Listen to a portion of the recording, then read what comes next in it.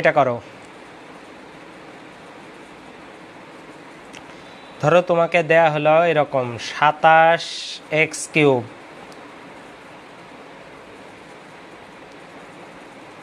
Plus 8 minus 135x² minus 125y³ plus 225xy² করো তো। এটা উৎপাদকে বিশ্লেষণ করবা।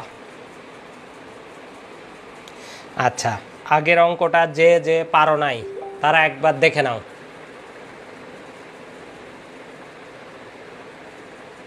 আগের অঙ্কটা যারা পারো নাই তারা একবার দেখে নাও।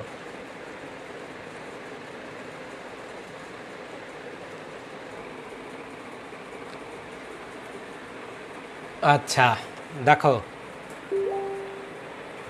আচ্ছা দুই নাম্বারটা যারা পারো নাই তারা একবার দেখো।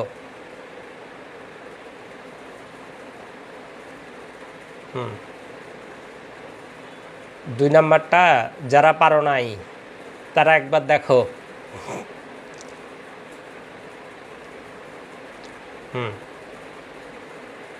দেখে নাও। দেখো, তোমাকে একটা মনে করো অঙ্ক দেয়া হয়েছে এরকম m³ minus 9n³ plus m plus n³। দেখো এরকম একটা অঙ্ক। হ্যাঁ, এটা একটু দেখো তো, দেখতে পাচ্ছ কি না। সেটা হলো এই অঙ্কটা বুঝাবো, ঠিক এই নিয়মের আর একটা অঙ্ক করতে দিব। আচ্ছা দেখো, এইটা যদি উৎপাদকে বিশ্লেষণ করতে বলে তাহলে মনে রাখবা এই ধরনের ব্যাপার এখানে দুইটা অঙ্ক আছে। এখানে দুইটা অঙ্ক, যেমন 9 কি ঘন সংখ্যা? না, 9 ঘন সংখ্যা না। তার মানে এখানে 9 ঘন সংখ্যা না, তাহলে 9 থাকার কারণে এই ঘন করা যাবে না। তাহলে এমন কিছু করতে হবে যাতে ঘন করা যায়। দেখো 9কে আমরা এইভাবে লিখতে পারি,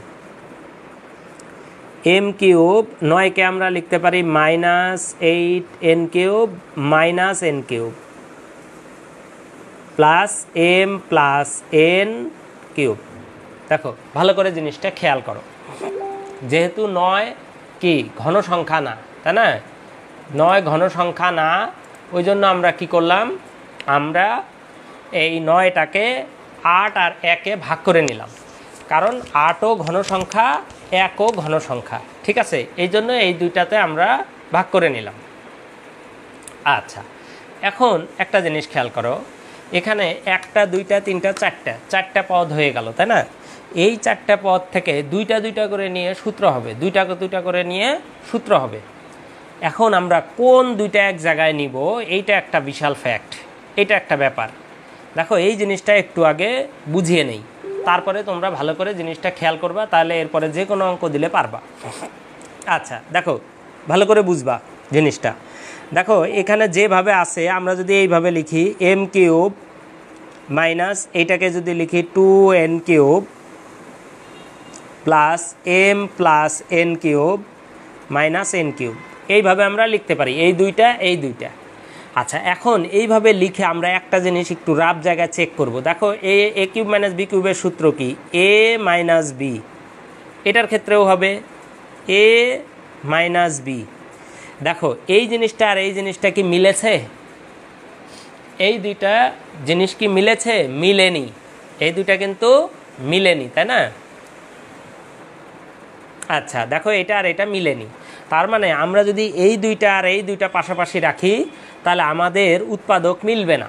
তাহলে কি করতে হবে? এখন ঘুরিয়ে দিতে হবে। ঘুরিয়ে দিব। আবার কিভাবে ঘুরিয়ে দিব সেই জিনিসটা দেখো, যে আমরা যদি এইভাবে লিখি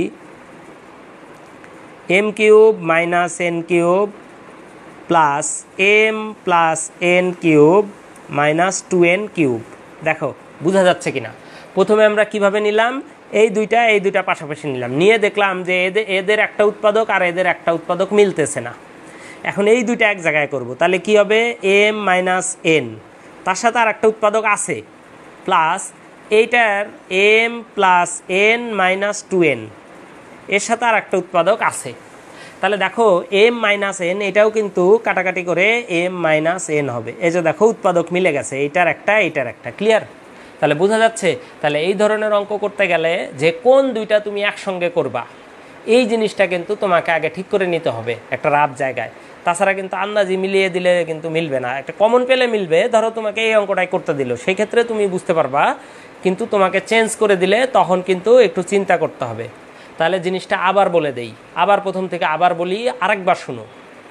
প্রথম কথা হলো, এই রকম যদি কোনো উৎপাদক তোমাকে করতে দেয়, এটা ঘনর উৎপাদক, মনে রাখবা এখানে দুইটা উৎপাদক একসঙ্গে দেয়া আছে, দুইটা উৎপাদককে এক জায়গায় করতে হবে।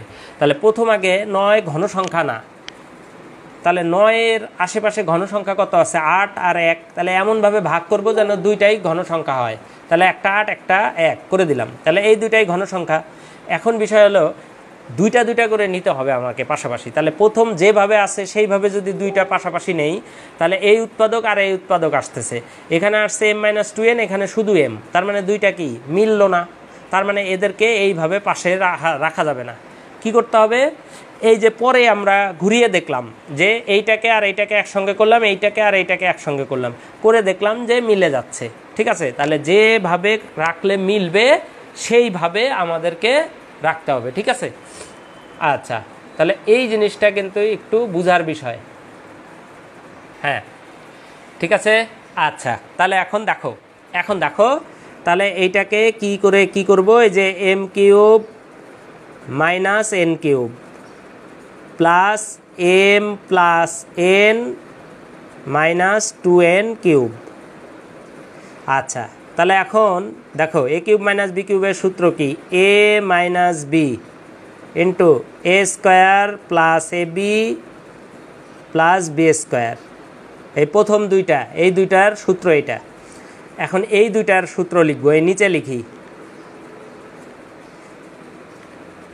m plus n minus 2n into A square plus A B plus B square. ঠিক আছে, আচ্ছা, তাহলে কি থাকলো দেখো, m minus n into m square plus m n plus N square. পরেরটাই হলো m মাইনাস n ইন্টু এদেরকে যদি সূত্রে ভাঙিয়ে দেই, তাহলে M square plus 2mn plus N square plus 2mn plus 2n square plus 4n square. দেখো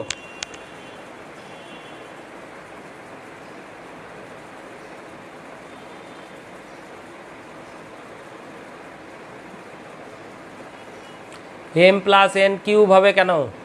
cube কোথায় পেলা? ও এইখানে, হ্যাঁ এখানে কিউব হবে। আচ্ছা, তাহলে দেখো এখন এই দুটা থেকে কি কমন যায়? এই দুটা থেকে m মাইনাস n কমন যায়, থাকে m square plus mn plus n square, আর এখানে প্লাস আর একটা m স্কোয়ার প্লাস 4mn, আর এখানে দেখো এই একটা